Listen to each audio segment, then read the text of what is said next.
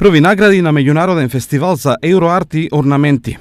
На 10-тиот фолклорен фестивал по Италија 2017 година настапивме во конкуренција со 180 групи и над 3000 учесници. Во категоријата учесници до 18 години освоивме прво место. Фестивалот беше во организација на читалиштето Братство од Кјустендил и во него зедоа учество групи од 5 земји.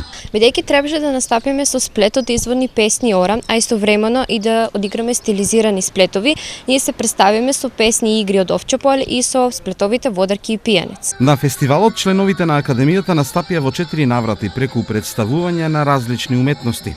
Ние се представивме како добри инструменталисти, играчи, пејачи, но и како литературни творци и рецитатори. За некои членови ова беше прв настап. Јас бев една од малите учесници на овој фестивал и ова ми е прв настап.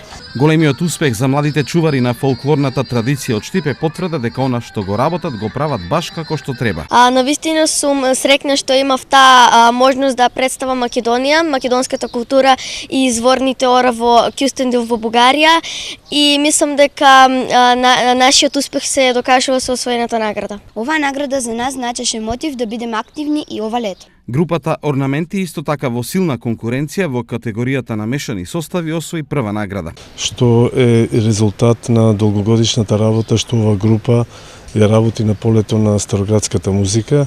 Ова значи и потек да продолжиме и понатаму и едноставно да ја представуваме и нашата староградска музика македонска, а и нашиот град на фестивалите надвор од Македонија.